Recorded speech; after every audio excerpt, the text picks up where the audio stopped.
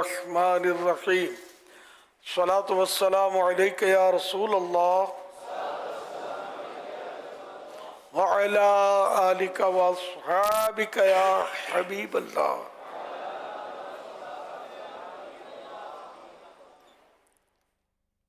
الصلاۃ والسلام علیک یا نبی اللہ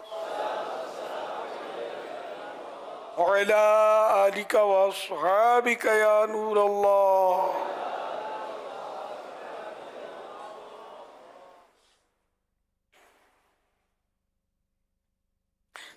نویت سنت الاعتکاف۔ جب کبھی داخل مسجد ہونے کی سعادت پائیں اعتکاف کی نیت ضرور پڑھوائیں۔ نیت دل کے ارادے کو کہتے ہیں، دلی میں نیت کر لیے میں نے اعتکاف کی نیت کی، آپ معتکف ہو گئے۔ جب تک مسجد میں رہیں گے اعتکاف کا ثواب ملے گا۔ یہ جو اعلان کرتا ہوں اعتکاف کی نیت کا، یہ ان 10 دن والے معتکفین کے لیے نہیں ہوتا جو اس کے علاوہ ہوتے ہیں، باہر سے تشریف لاتے ہیں، ان کے لیے ہوتا ہے یا ناظرین کے لیے ہوتا ہے۔ جب تک مسجد میں رہیں گے ثواب ملے گا، جب مسجد سے باہر نکلیں گے تو یہ نفل اعتکاف ختم ہو جائے گا۔ یاد رکھیے مسجد میں کھانا پینا، سونا، سحری، افطار، آب زمزم شریف پینا، دم کیا پانی پینا، نیاز کھانا وغیرہ اسی صورت میں جائز ہوتے ہیں جبکہ اعتکاف کی نیت کی ہو۔ نیت نہیں تھی تو مسجد میں افطار نہیں کر سکیں گے۔ ہاں نیت کر لیجئے اعتکاف کی کہ میں نے سنت اعتکاف کی نیت کی، اور یہ دل میں نیت ہو، زبان سے کہہ لیں تو اچھا ہے۔ اب افطار وغیرہ کر لیں۔ تاہم مناسب یہ ہے کہ اللہ کی رضا کے لیے، یعنی ثواب کے لیے اعتکاف کی نیت کریں اور کچھ ذکر و درود کر لیں، چاہے تو 12 بار درود شریف پڑھ لیں۔ اب بے شک افطار وغیرہ کریں، کھائیں پیئیں۔ صلو علی الحبیب صلی اللہ علی محمد۔ جو اس طرح بھائی آگے آ چکے ہوں تو وہ مہربانی کر کے فوراً پیچھے تشریف لے جائیں۔ رمضان کریم کی آج 22واں روزہ ہے۔ عصر پڑھ کر معتکفین اور عاشقان رمضان عالمی مدنی مرکز فیضان مدینہ کراچی میں جمع ہیں۔ مدنی مذاکرے کا سلسلہ ہے۔ اب سوالات کے یہ سوال کا جواب وہ بھی بالصواب یعنی درست دے پاؤں یہ ضروری نہیں، بھول کرتا پائیں فوراً اصلاح فرمائیں۔ بھول ہونے کی صورت میں انشاءاللہ الکریم مجھے شکریہ کے ساتھ رجوع کرتا پائیں گے، مان لیتا پائیں گے، اپنی بھول قبول کرتا پائیں گے۔ میرا نام امیر حمزہ اتاری ہے اور امیر لسنت آپ کی بارگاہ میں میرا سوال یہ ہے، امام سیوطی رحمۃ اللہ تعالیٰ علیہ اپنی کتاب شرح الصدور کے صفحہ نمبر 39 میں کچھ اس طرح لکھتے ہیں کہ میں اس کتاب میں قبر اور موت کے بارے میں ذکر کروں گا، اس کے بعد کی باتوں کو ایک نئی کتاب میں ذکر کروں گا۔ پھر انہوں نے ایک نئی کتاب آخرت کے حالات کے نام سے لکھی۔ تو یہ بزرگان دین اپنے وعدوں میں اس قدر پختہ ہوتے تھے، تو ہمیں اپنے وعدوں میں کس قدر پختہ ہونا چاہیے؟ نیتیں کرتے ہیں لیکن بعضوں کی زندگی وفا نہیں کرتے تو نہیں کر پاتے۔ صدر الشریعہ مولانا امجد علی صاحب رحمۃ اللہ علیہ کی خواہش تھی کہ 20 حصے کریں اس کا بہار شریعت کے، 17 پر آپ کی وفات ہو گئی، نہیں کر پائے۔ اور پھر یہ کہ چاہتے تھے کہ 20 اسی طرح اس سے تصوف پر بھی لکھوں میں، اس کی بھی نوبت ہی نہیں آئی۔ بعد والوں کو وصیت کر دی تھی کہ اس کے 3 حصے مزید لکھ لیں میرے طلباء، میرے شاگرد وغیرہ، تلامذہ، اولاد وغیرہ، تو انہوں نے یہ وصیت پوری کی۔ ان 20 تصوف کی وصیت پڑھی نہیں ہے میں نے، وصیت کی ہوتی تو شاید اس پر بھی کچھ کام ہوتا، لیکن یا آپ کی توجہ کسی پر ہوئی نہیں ہوگی، نظر میں کوئی نہیں ہوگا کہ یہ لکھ لیں گے۔ تصوف ایک الگ ہی ٹاپک ہے، فقہ اور تصوف میں ایک مطلب ہے فرق ہے۔ تو بہرحال یہ کہ انہوں نے نیت کی، سیوطی امام جلال الدین سیوطی رحمۃ اللہ علیہ نے، اور آپ نے وہ کتاب بھی لکھنے میں کامیابی حاصل کی، زندگی نے ساتھ دیا اللہ کی رحمت سے۔ بہرحال یہ کہ ہم جو بات کریں یا جب بھی کوئی وعدہ کرے تو اس کو پورا تو کرنا ہی ہوگا۔ ظاہر ہے جو وعدہ کر کے پورا نہیں کرتا، اللہ پاک یعنی اس پر لعنت کا کچھ ہے، اللہ پاک کی اس کے ہے لعنت کا بھی ہے، ساتھ میں یہ بھی کہ اللہ پاک نہ اس کے فرض قبول کرے نہ نفل۔ اتنا گھنونا ہے جی، یہ اتنا گھنونا کام، اتنا خطرناک کام ہے وعدہ خلافی. ہمارے یہاں تو خیر وعدہ کر کے جان چھڑا ہی لینی ہوتی ہے. بھائی وہ اجتماع میں آئیے گا جمعرات کو، ہاں ضرور آؤں گا کر کے چلا گیا. کہ نہیں اگر نہ بولوں گا تو یہ مولانا مجھے سمجھائے، لیکن یہ آپ نے کیا کیا؟ جبکہ آپ کی نیت ہے کہ میں جاؤں گا تو نہیں، خالی بس جان چھڑانے کے لیے کہہ دیا میں ضرور آؤں گا. یہ عام ہے، عام عام ہے. جتنا بھی مطلب یعنی کہ وہ سب بھی یعنی کہ سمجھو 99% جس کو دعوت دیتے ہو ہاں ہی بولتے ہیں. اچھا اب یعنی کہ اگر اس وقت نیت ہے کہ ہاں میں جاؤں گا، اس لیے اس نے کہا کہ میں آؤں گا، تو گناہ نہیں ہے. لیکن یہ طے ہے کہ میں نے جانا نہیں ہے. جیسے یہ بات بات ہاتھ اٹھاتے ہیں، میں کبھی کبھی سمجھاتا ہوں کہ یار مطلب اب کیوں ہاتھ اٹھاتے ہیں؟ یعنی کہ جب تک یقینی طور پر دل کی نیت نہ ہو ہاتھ نہیں اٹھائے کریں. ہاتھ کے ذریعے بھی ایک نیت کا اظہار کر رہے ہیں نا کہ میں یہ کام کروں گا، یا میں چاند رات کو مدنی دین قافلے میں سفر کروں گا، یا میں داڑھی رکھوں گا، یا فلاں کام کروں. یہ کرتے رہتے ہیں، ہاتھ اٹھاتے رہتے ہیں بات بات پہ.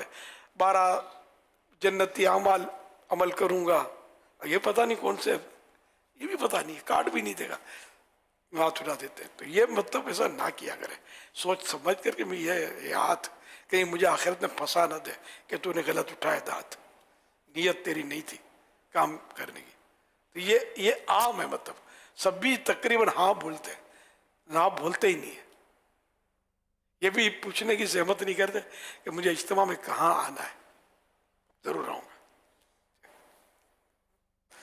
تو یہ کہ ایسا نہ کیا کریں، اب چپ ہو جایا کریں، خاموشی سے سن لیں. اب اگر وہ بھی دعوت دینے والا بھی بعض ہوگا تو یہ ہے کہ وہ پیچھے لگتا ہے کہ تو یوں بھی بھلے وہ پیچھے لگے، اس کے لیے حکمت عملی بھرے جملے بھی تو ہو سکتے ہیں. اب دعا کریں میں آ جاؤں، اس پہ ڈال دیں. دعوت دینے والا اگر آپ کے نیت پہ تذبذب ہے، ہاں نیت پکی ہے تو کہنے میں حرج نہیں کہ میں ضرور آؤں گا انشاءاللہ. تو کہنا چاہیے، سنت بھی ہے آئندہ کے کام کے لیے انشاءاللہ. لیکن انشاءاللہ بھی بولنے کا ذہن کم ہے، اتنا نہیں ہے. تو انشاءاللہ بولنے کی عادت ڈالیں آئندہ کے کام کے لیے کہ انشاءاللہ میں کروں گا، اللہ مدد فرمائے گا اور کام ہو جائے گا اللہ چاہے گا تو. اور تو بہرحال یہ نیت کرتے وقت تو وہ اس کو آپ دعا کریں کہ میں آ جاؤں، یہ بھی نہیں کریں میں کوشش کروں گا. ہمارے یہ بھی جو تھوڑا محتاط ہوتا ہے نا، اس کو بھی یہ نہیں پتا ہوتا تقویٰ بولتے کس کو ہے. اس تقویٰ کرتا ہے کہ وعدہ خلافی نہ ہو جائے، میں کوشش کروں گا. اب مسئلہ کوشش کروں گا، یہ بھی تو وعدہ ہوا نا. کوشش آپ نے کھانے کی نا، افطار میں کوئی بھی بھوکا نہیں ہوگا، کوشش کی نا تو منہ میں نوالا گیا نا، پیٹ میں گیا نا، پیٹ بھرا نا. تو کوشش کرنے کی نیت تو ہی کہ میں کوشش کروں گا، کوشش کرنے کی نیت نہیں ہے تو بھی جھوٹ ہو گیا. غور آپ شاید میری بات سمجھ گئے ہوں. کوشش کروں گا اور کوشش کر رہی نا، اور ذہن میں بھی کوشش بھی نہیں کرنی، اپنے کو جانا ہی نہیں ہے، تو پھر یہ کہ یہ بھی نہ کہیں کوشش کروں گا، یہ جھوٹ ہو جائے گا.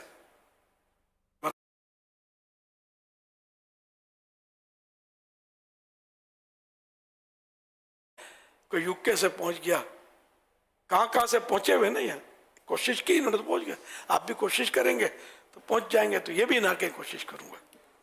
صلو علی الحبیب صلی اللہ علی محمد. یا سیدی، آپ سے ایک سوال عرض ہے کہ سحری کے اندر عموماً مساجد، جیسے ہمارا ایریا ہے، مساجد سے اعلان ہوتا ہے کہ سحری کا ٹائم ختم ہوا، سحری کا ٹائم ختم ہوا، سائرن بجایا جاتا ہے، جبکہ 3 منٹ اور بعض اوقات 4 منٹ بھی باقی ہوتے ہیں. تو یہ صحیح ہے کہ احتیاطی طور پر لوگوں کو روزہ سحری بند کرائی جاتی ہے، مگر مؤذن کا یا کسی کا مسجد سے یہ اعلان کرنا کہ سحری کا ٹائم ختم ہوا، کیا یہ جھوٹ میں شمار ہوگا، یا ان کو اس کے بدلے کیا کہنا چاہیے جبکہ سحری کا ٹائم آخری وقت 3 منٹ یا 4 منٹ ہوتے ہیں؟ برائے کرم رہنمائی فرمائیے. یہ وہ جھوٹ نہیں ہے جو گناہ والا جھوٹ ہوتا ہے. البتہ ہمارے یہاں محتاط جملہ ہم نے سکھایا ہوا ہے، سحری کا وقت ختم ہو رہا ہے، اس میں عافیت. لیکن اس میں بھی بعض ختم ہو رہا ہے، اس کا مطلب ختم نہیں ہوا. ہوشیاری کر کے منڈا جاتے ہوں گے، ٹائم کے بعد پانی شاید پی لیتے ہوں گے تو ختم ہو گیا ہے. یہ ایئرپورٹ پہ بھی اعلان کرتے رہتے ہیں اب یہ آخری اعلان ہے، پھر 10 بار اعلان کریں گے، یہ آخری اعلان ہے، اس کا بھی تجربہ ہے مجھے.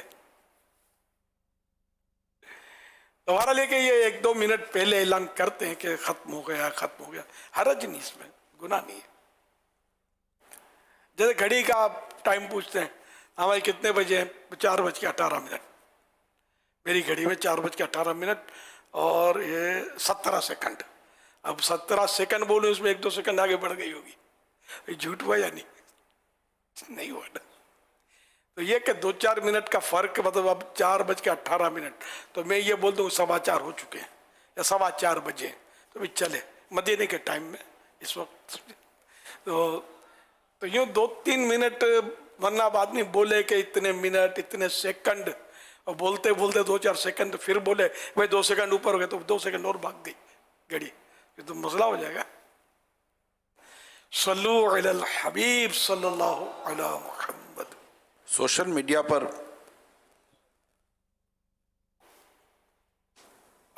حدیث پاک میں ہے، وہ جو میں نے حدیث سنائی تھی، جو مسلمان عہد شکنی اور وعدہ خلافی کرے اس پر اللہ اور فرشتوں اور تمام انسانوں کی لعنت ہے، اور اس کا نہ کوئی فرض قبول ہوگا نہ نفل. حوالہ بخاری جلد 2 صفحہ 370، حدیث نمبر 3179. یہ بخاری شریف کی حدیث. جو وعدہ کرے، پکی بات کرے کہ بس میں آؤں گا، میں یہ کروں گا، میں آپ سے ضرور ملوں گا، اور بس وہی کہ اس وقت یہ نیت ہو کہ میں ملوں گا، پھر نیت بدل گئی اور نہ جا سکا یا نہ گیا، نیت بدل گئی، تو یہ وعدہ خلافی نہیں ہوگی. اور ویسے جانا چاہیے، جو کہا وہ پورا کرنا، لوگوں کو بدگمانی ہوگی کہ اس نے وعدہ خلافی کی، لیکن شرعاً وہ وعدہ خلافی نہیں ہوگی بعد میں ارادہ بدلنے کی وجہ سے. اس وقت کرتے وقت یہ نہیں کہ بعد میں ارادہ بدل دوں گا، ابھی تو کر لو، تو یہ پھر یہ وعدہ خلافی ہو جائے گی. وعدہ خلافی کی تعریف یہی کہ وعدہ کرتے وقت یہ ارادہ ہو کہ میں نے پورا نہیں کرنا ہے، تو یہ وعدہ خلافی ہے. اور یہ گناہ اور یہ وعید آپ نے سنی، نہ فرض قبول اور نہ نفل، اللہ کے فرشتوں کے سب انسانوں کی لعنت. کتنا سخت ہے جس کو ہم آج بالکل ایزی لے رہے ہیں. وعدہ مظاہرت میں نے کہا نا 99% جو ہے نا ہاں بول کے جان چھڑا ہی لیتے. ضرور آؤں گا، پکا آؤں گا، بالکل آپ بے فکر ہو جائیں. صلو علی الحبیب صلی اللہ علی محمد. سوال یہ آیا ہے کہ اگر ہمیں کسی نے صدقہ اور ڈونیشن کی رقم دی، اگر ہم پر قرضہ ہو اور قرض دار بار بار مطالبہ کر رہا ہو، تو کیا ہم اس رقم سے اس نیت سے قرض ادا کر سکتے ہیں کہ جب ہمیں رقم حاصل ہوگی تو ہم یہ ڈونیشن میں پھر دوبارہ اپنے پیسے شامل کر لیں گے؟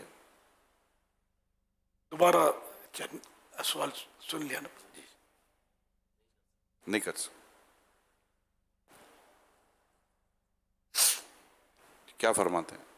میں سن نہیں پایا سوال، یا تو کر رہے ہیں، میں اصل وہ کچھ دیکھنے لگا تھا، کچھ بھیجا تھا. آپ فرمائیں. اس کا میں یوں عرض کروں کہ جو ڈونیشن جمع کرے، جس کے اوپر لوگ صدقہ رکھوائیں کہیں دینے کے لیے، اور اس کے اوپر قرض ہو، تو بولے یار میں ابھی یہ پیسے ادا کر دیتا ہوں، جب آئیں گے تو پھر یہ میں ڈونیشن وغیرہ بعد میں ادا کر دوں گا، تو وہ اپنی ڈونیشن کی رقم سے ہی قرض ادا کر دے. اچھا جس کے پاس چندے کی رقم ہے، اچھا اس چندے کی رقم کو جو کہ لوگوں نے دیا ہوا ہے، اس کو مطلب بطور قرض اپنا قرضہ اتار دے یا اپنے ذاتی استعمال میں لے لے تاکہ میں مطلب بعد میں ادا کر دوں گا، یہ ناجائز ہے. اگر کسی کے والد دودھ کا کام کرتے ہوں اور وہ دودھ میں ملاوٹ کرتے ہوں تو ان کا بیٹا ان کی اصلاح کیسے کرے؟ گناہ میں مبتلا ہوں والد صاحب دودھ میں، اب یہ وہ ملاوٹ، اب یہ کہ اب والد کی اصلاح، اب ان کا بس اگر بیٹا اتنا پاورفل ہے، اس کو حدیثیں وغیرہ یاد ہیں، نرمی کرنا بھی آتا ہے، سمجھانا بھی آتا ہے، تو محبت سے پیار سے نیکی کی دعوت دے، امر بالمعروف کرے. کیا یہ مشورہ دے سکتے ہیں کہ چونکہ اس موضوع پر امیر اہل سنت کے کلپس موجود ہیں، کیونکہ جب آپ ایک بزرگ کا اس طرح کو کلپ دیں گے تو اس کا ایک اپنا اثر ہوتا ہے. عام نوجوانوں کے کلپ اس طرح کے اور کلپ بھی دیے جا سکتے ہیں، لیکن ایج وائز بھی اور مقام و مرتبہ بھی بڑا میٹر کرتا ہے. تو اس طرح کے ایک ویڈیو کلپس امیر سنت کے آپ کو سوشل میڈیا پہ مل جائیں گے. تو میرا ناقص مشورہ ہے کہ اگر اس طرح کے کلپ آپ اپنے والد صاحب کو بھیج دیں، جن کے بھی اس طرح کے مسائل ہوتے ہیں، گھر میں بے پردگی ہوتی ہے، گھر میں اس طرح کے مسائل ہو رہے ہوتے ہیں، آپ ماحول میں ہوتے ہیں، آپ یہ سب سمجھ رہے ہوتے ہیں، تو ڈائریکٹلی بات کرنے میں بعض اوقات پریشانی کا سامنا کرنا پڑ سکتا ہے. تو یہ بھی ایک حکمت عملی اختیار کی جا سکتی ہے. کیا فرماتے ہیں حضور؟ ہاں ظاہر ہے کہ حکمت عملی سے ہوتا ہے، مطلب اور آپ جس طرح سمجھائیں گے اور ایک تجربہ کار آدمی سمجھائے گا، اس کے الفاظ، ان کا انداز، پھر روایات، آیات، حکایات جو بھی ہیں وہ اس میں بھی ہوتی ہیں، تو اس طرح فرق پڑتا ہے. مجھے ماضی کا ایک واقعہ یاد کر رہا تھا، بہت پرانا واقعہ ہے، کہ ایک اسلامی بھائی نے مجھے کچھ غالباً بتایا تھا، اسی نے لیٹر میں لکھا تھا کہ میں آپ کا آڈیو کیسٹ، میرے اس وقت آڈیو کیسٹ ہوتے تھے، اب نہیں ہوتے، آڈیو تو دیکھی بھی نہیں ہوگی نیو جنریشن شاید. تو مطلب میں وہ سنتا تو میرا بھائی بہت سخت تھا، مجھے سننے نہیں تھا، مجھے پابندی تھی کہ مجھے یہ نہیں کرنا، بس مولاناؤں کے چکر میں نہیں پڑنا. یہ بھی ایک کہانی گھر گھر کی تقریباً بہت گھروں میں.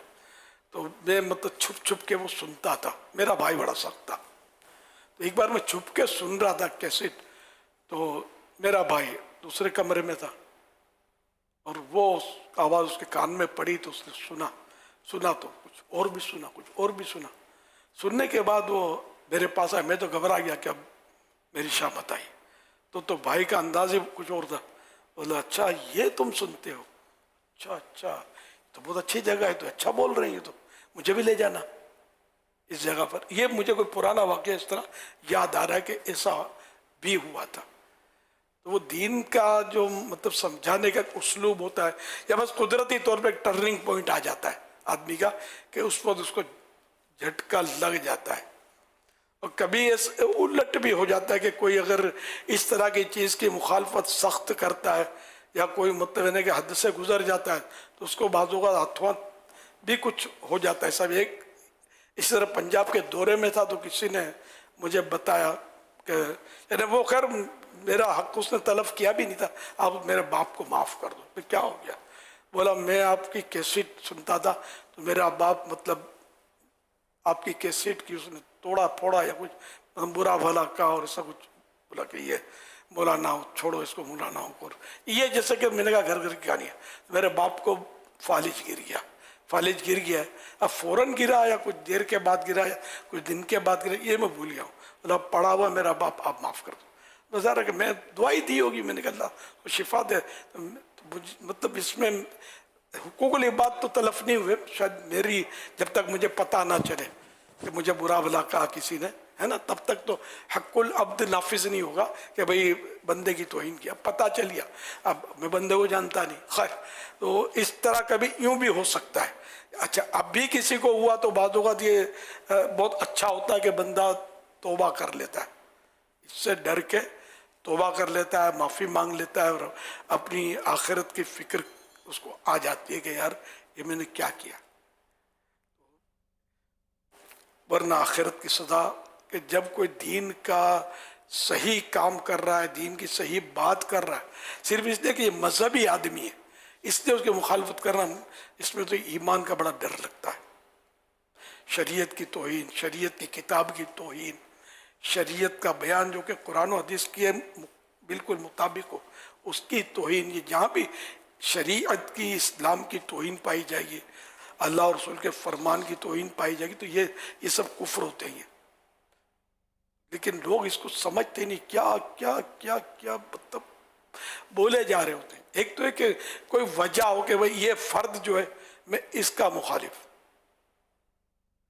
ایک چٹکلا مجھے یاد آیا بہت پرانا کہ کوئی نعت خوان تھا، اس سے کچھ یعنی کہ ایک جگہ وہ نعت خوانی ہو رہی تھی تو وہ نعت کے لیے اٹھا تو کوئی اکا دکا کوئی آدمی جو اس سے ناراض تھے وہ اٹھ کر چل گئے. تو اس نے واویلا کیا ہوگا کہ نعت شریف کی توہین ہو گئی. تو ایک مفتی صاحب نے مجھے قصہ بتایا تھا، اس نے کہا نعت کی توہین کی ہے، بے ادب ہے. تو انہوں نے سمجھا کہ بھائی نعت شریف کی توہین نہیں کی، تو بیچارے بیٹھے ہوئے تھے، تمہاری توہین کی ہے، تو تمہاری توہین کرنا کسی ناراضی کی وجہ سے ایک کفر نہیں ہو جائے گا، اس کو نعت کی گستاخی نہیں کہتے. سمجھے؟ یہ بات بھی سمجھ میں ہو سکتا ہے آئی ہو آپ کے، وہ نعت شریف کی وجہ سے نہیں اٹھے تھے، تمہاری وجہ سے اٹھے تھے. تو عالم ہوتا ہے، وہ ڈیپ پہنچ جاتا ہے. عوام دو چار ہاں کر رہے ہوں گے، ہاں یہ بڑے گستاخ ہے. گستاخ کہاں کے، کبھی یہ تو بیٹھے ہوئے تھے یار، نعتیں سن رہے تھے اور جھوم رہے تھے. صلو علی الحبیب صلی اللہ علیہ محمد. اچھا وہ جہاں 2-4 منٹ کے فرق کے ساتھ جو میں نے کہا کہ وہ 2 منٹ 3 منٹ کے فرق سے کہتے ہیں کہ وہ وقت ہو گیا ہے، روزہ کھول ختم ہو گیا وقت، تو اس پر وہ اعلیٰ حضرت رحمۃ اللہ علیہ کا جزئیہ فتح رضویہ جلد 5 صفحہ 234 پر ہے. عربی، فارسی، اردو سب کا محاورہ شائعہ مشہورہ واضحہ ہے. مطلب مشہور یعنی اہل علم میں ہوگا کہ قرب وقت کو اس وقت سے تعبیر کرتے ہیں، قرب وقت کو اس وقت سے تعبیر کرتے ہیں. مثلا عصر کے اخیر وقت کہتے ہیں شام ہو گئی، حالانکہ ہنوز سورج باقی. ہمارے شام بولتے ہیں نا، شام ہوتی ہے سورج غروب ہونے کے بعد. ہم تو ایڈوانس میں شام ہی بولتے بھی کیا شام ہے، لیکن شام نہیں ہے، لیکن ہم بولتے ہیں شام. یہ جھوٹ نہیں ہے، گناہ نہیں ہے. اور یہ بہت گہری بات ہے کہ وہ شام کب ہوتی ہے، تو رات کب ہوتی ہے، تو صبح کب ہوتی ہے. ہم صبح 10 بجے ہماری صبح ہوتی ہے، لیکن صبح تو سورج طلوع ہونے سے پہلے ہوتی ہے. سورج طلوع ہو گیا، دن نکل آیا. لیکن جو عوام میں جو الفاظ مشہور ہوتے ہیں، محاورے مشہور ہوتے ہیں، تو ان کا بھی اعتبار ہوتا ہے. صلو علی الحبیب صلی اللہ علیہ وسلم.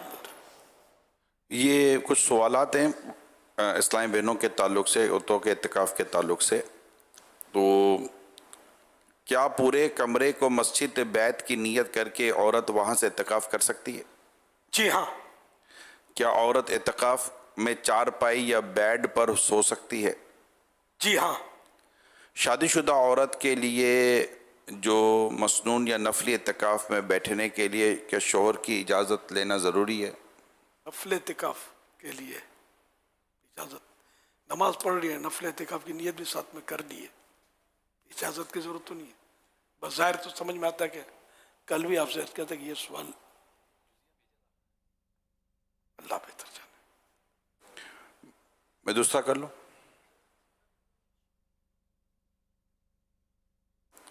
جی. اعتکاف میں عورت کسی کو سوال کا جواب دے سکتی ہے اپنی مسجد بیت میں سے ہی؟ جی ہاں. اگر اعتکاف کے دوران عورت کے لیے اس کے مخصوص ایام شروع ہو جائیں تو کیا حکم ہے؟ اعتکاف ختم ہو جائے، جی ہاں، پاک ہونے کے بعد اعتکاف ختم ہو جائے گا، اس کا اعتکاف ختم ہو جائے گا. پاک ہونے کے بعد 1 دن 1 رات کا اعتکاف روزے کے ساتھ بطور قضا کرنا ہوگا. کیا عورتیں یہ یعنی اس کا طریقہ یہ ہوگا کہ جیسے غروب آفتاب کے وقت اپنی مسجد بیت میں عورت اعتکاف قضا کی نیت سے ہو، اور اب سورج ڈوب گیا، اب رات بھی وہیں گزارے، دن کو روزہ رکھے، پھر جب دن کو سورج ڈوبے گا، افطار کا وقت جیسے ہو جائے گا، تو اب یہ کہ اس کا یہ قضا اعتکاف پورا ہو گیا. یہ ارشاد فرمائی کہ کیا کوئی اسلامی بہن اعتکاف کی حالت میں اپنے درس نظامی کی آن لائن کلاسز لے سکتی ہیں؟ مسجد بیت کے اندر رہتے ہوئے آن لائن کلاسز لے سکتی ہیں، باہر نہیں نکلے. یہ جو جہاں انہوں نے مسجد بیت اس کمرے میں کی ہے، تو اس کا جو باتھ روم ہے تو اس کا کیا حکم ہوگا اس میں نہانا دھونے کے تعلق سے؟ یہ باتھ روم جو ہے یہ مسجد بیت کا حصہ نہیں ہے، یعنی اس میں صلاحیت ہی نہیں کہ اس کو مسجد بیت کی نیت کی جائے اس پہ. تو وہ جیسے مسجد سے باہر نکلنا کہلائے گا، تو شرعی حاجت یا طبعی حاجت اس کی پھر تفصیل ہے، اس کے لیے باہر نکل سکتی ہے. تو اب جیسے فرض غسل کے لیے باتھ روم میں جا سکتی ہے، جمعے کا غسل باتھ روم میں جا کے نہیں کر سکتی. अंदर ही इंतज़ाम कर ले, क्योंकि इसका हुक्म जो है ना, जो मस्जिद जैसे यहाँ है मुतकिफ जमा है हज़ारों, यहाँ भी गुस्ल मुमकिन है मगर वो आम आदमी नहीं कर सकता।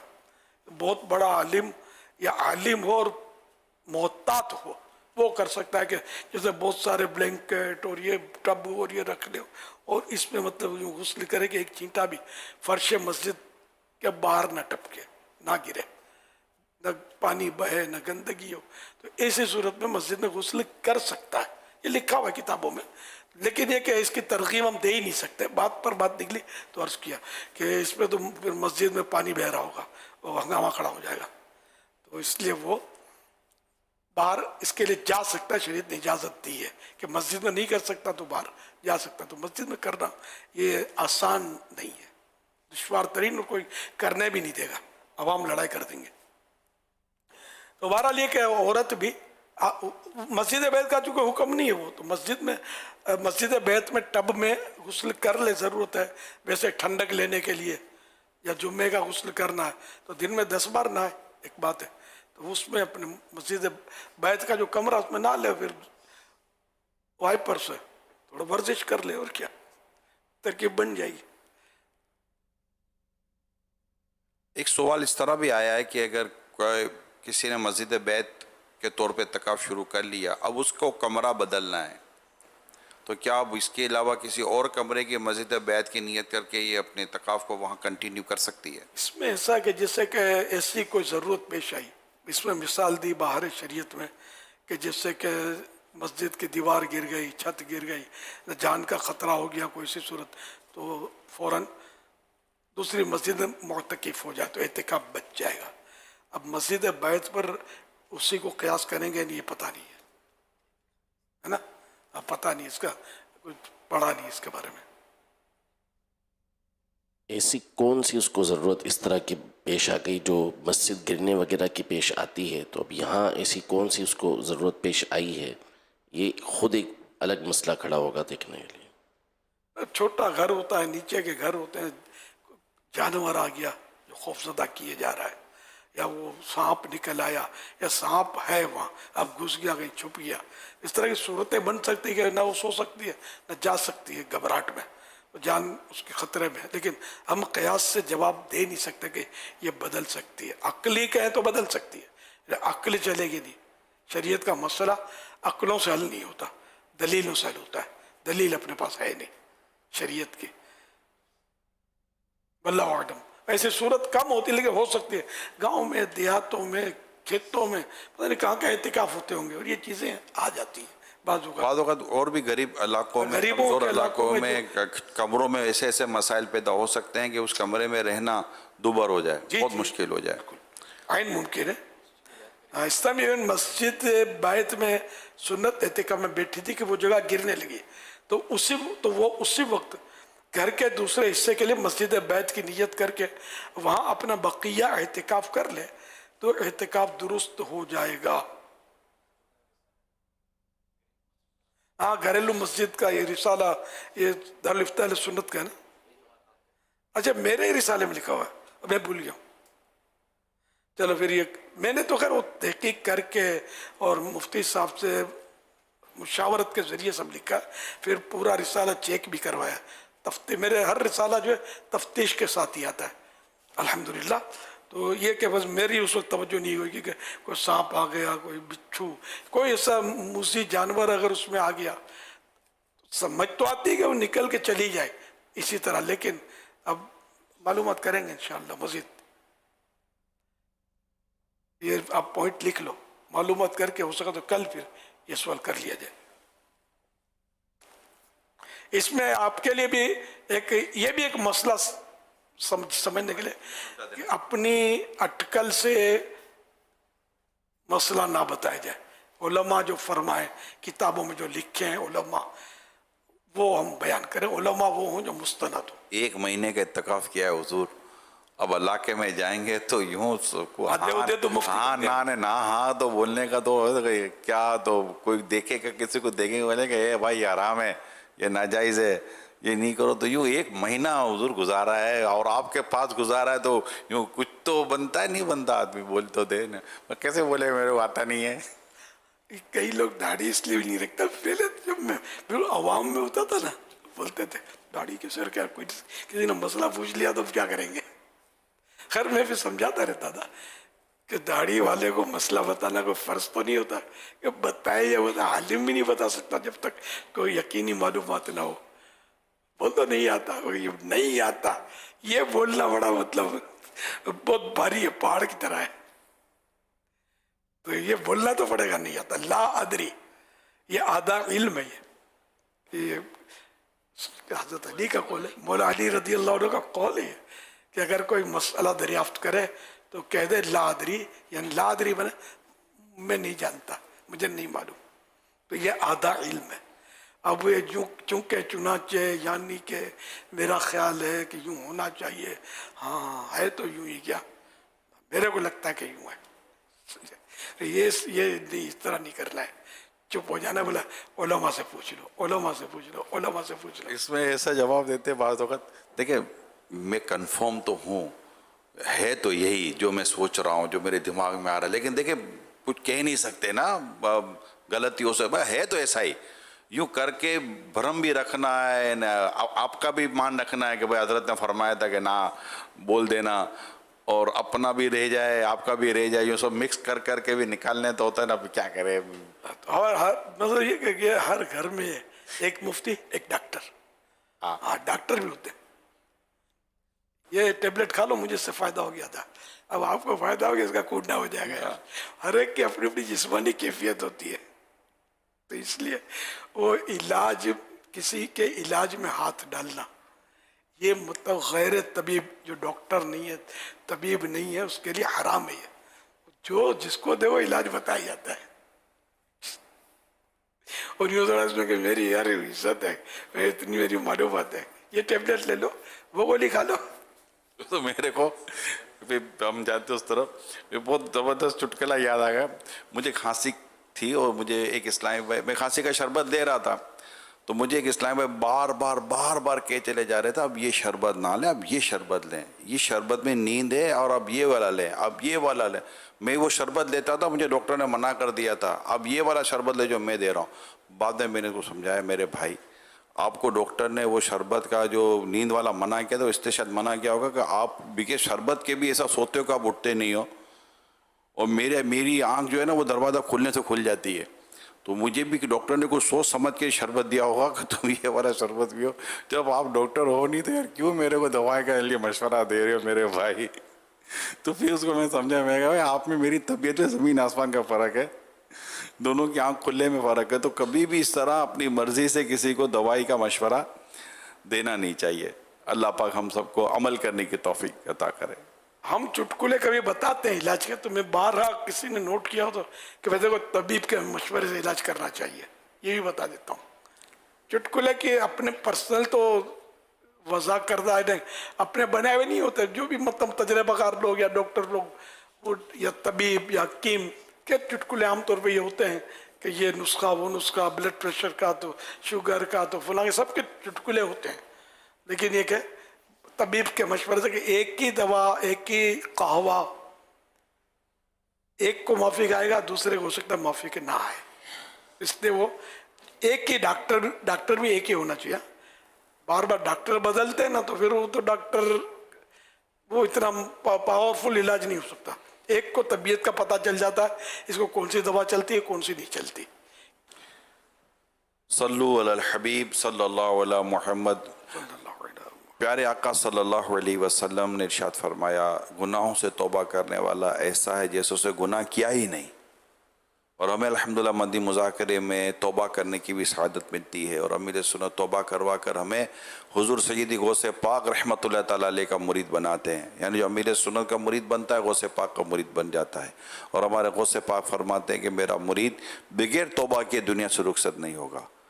میں آپ سب سے درخواست کروں گا کہ امیر سنت کے مرید بن جائیں, اور امیر سنت سے درخواست کروں گا ہم سب کو بیعت کروا لیں اور توبہ بھی کروا دیں. الحمدللہ رب العالمین, والصلاة والسلام علی سید المرسلین. صلو علی الحبیب صلی اللہ علیہ محمد صلی اللہ علیہ وسلم. محبت نی گمایا الہی نہ پاؤں میں اپنا بتایا الہی. محبت میں اپنی گمایا الہی نہ پاؤں میں اپنا بتایا الہی. رہوں مست بے خود میں تیری ولا میں.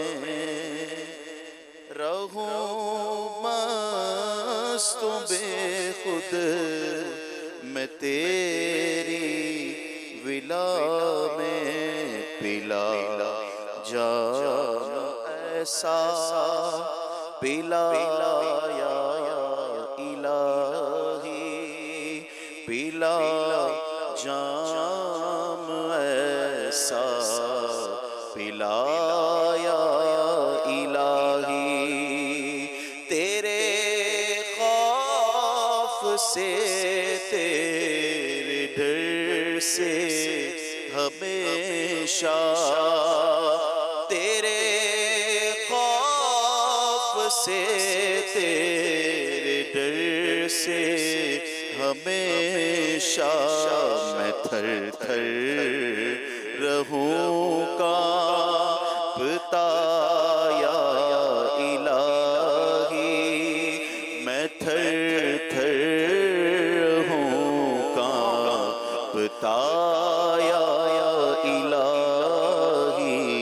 تو اپنی ولایت کی خیرات دے دے میرے غوث کا ستایا الہی.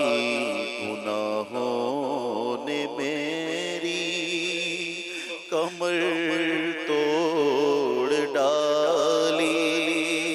میرا حشر میں ہوگا کیا یا الہی. مسلمان ہے عطا تیری عطا سے. مسلمان ہے عطا تیری عطا سے.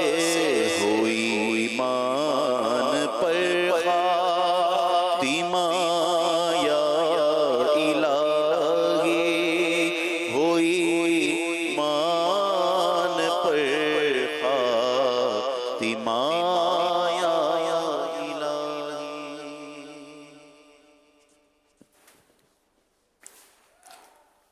الحمدللہ رب العالمین والصلاة والسلام علی خاتم النبیین.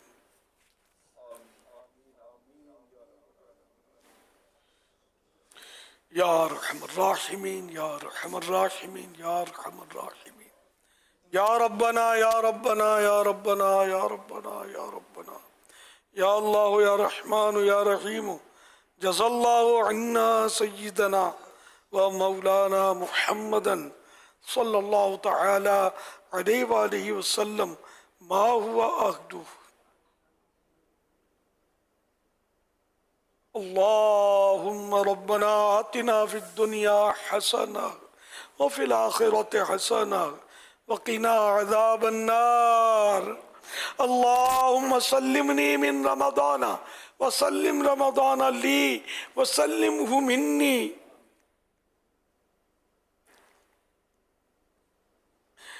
اللهم اختم لنا بخير اللهم اختم لنا بخير اللهم اختم لنا بخير اللهم ادخلنا جنة الفردوس بغير حساب اللهم ادخلنا جنة الفردوس بغير حساب اللهم ادخلنا جنة الفردوس بغير حساب اللهم اجرني من النار اللهم اجرني من النار اللهم اجرني من النار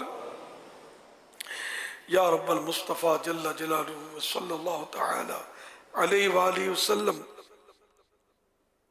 آج ہم نے 22واں روزہ رکھا، مکمل ہونے والا ہے، چند لمحے رہ گئے. الہ العالمین کہیں کہیں تو سورج غروب بھی ہو گیا ہوگا. اے اللہ پاک ہم سب کے روزے، نمازیں، تراویح قبول فرما لے. اے اللہ پاک رمضان کی عبادتوں کی سعادت بخش. اے اللہ پاک اب تو چند روز رمضان کے باقی رہ گئے. الہ العالمین ہم نے 22 دن تو غفلت میں گزار دیے، اب چند روز رہ گئے. اے اللہ پاک اپنی عبادت کی توفیق دے دے، نیکیاں کرنے کی توفیق دے دے، دلوں میں ہمارے نرمی آ جائے، سختیاں جاتی رہیں، عبادت میں دل لگے، سجدوں کی لذت ملے. اے اللہ پاک روزوں کی لذت بھی ملے، قرآن کریم کی تلاوت کی لذت نصیب ہو جائے. الہی ہمارے حال پر رحم کر دے. اے اللہ پاک ہماری بے حساب مغفرت فرما دے. اے اللہ پاک جہنم سے آزادی کا عشرہ ہے، ہم سب کو جہنم سے آزاد کر دے. بے سبب بخش دینا پوچھ بے سبب بخش دینا پوچھ نام غفار ہے تیرا یا رب. کس کے در پر میں جاؤں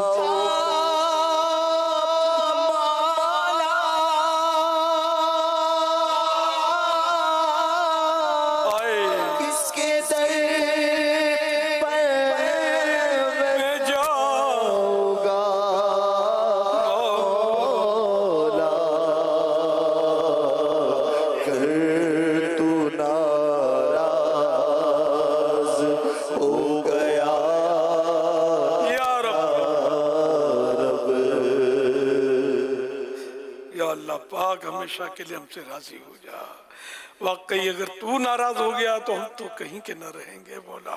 ہمیشہ ہمیشہ ہمیشہ کے لیے ہم سے راضی ہو جا. الہ العالمین نہ جانے کتنے مریض اس وقت دعاؤں میں شریک ہوئے ہوں گے. اے اللہ پاک بیچاروں پر رحم کر دے، سب کو صحت کی خیرات دے دے. اے اللہ پاک بیماریاں دور ہوں، بے روزگاریاں دور ہوں، قرض داریاں دور ہوں. اے اللہ پاک گھریلو ناچاکیاں دور ہوں، بے اولادیاں دور ہوں. اے اللہ پاک مظلوم قیدیوں کو رہائی نصیب ہو. جھوٹے مقدموں پر جو جھوٹے کیس میں پھنسے ہیں ان کو بھی نجات مل جائے. الہ العالمین رشتوں کی رکاوٹیں دور ہو جائیں. یا اللہ پاک جو پریشان حال ہیں خوشحال ہوں، سب کی بگڑیاں بن جائیں. یا اللہ پاک جن کو گھروں کی تکلیفیں یہ بھی دور ہو جائے. الہ العالمین مہنگائی کا خاتمہ ہو جائے، سستائی کا دور دورہ ہو جائے. الہ العالمین آمدنیوں میں برکتیں مل جائے، روزگار میں برکت ہو، سیل میں برکت ہو. اے اللہ پاک سچائی، امانت داری نصیب فرما. خیانت سے، جھوٹ سے، وعدہ خلافی، گالی گلوچ سے محفوظ فرما. ہمیں زبان کی حفاظت نصیب فرما، دل و دماغ کی حفاظت نصیب فرما. یا اللہ پاک رواں رواں تیرا فرما بردار بن جائے. ہم غلطیاں نہ کریں، کوتاہیاں نہ کریں، نافرمانیاں نہ کریں. اے اللہ پاک تیرے احکام پر عمل کریں، تیرے پیارے حبیب صلی اللہ علیہ وسلم کے حکموں پر عمل کریں. اے اللہ پاک ہم کو حج نصیب فرما. صلو علی الحبیب صلی اللہ علی محمد. عاشقان رسول متوجہ ہو، کراچی میں افطار کا وقت ہو چکا ہے. کراچی میں افطار کا وقت ہو چکا ہے. کراچی میں افطار کا وقت ہو چکا ہے.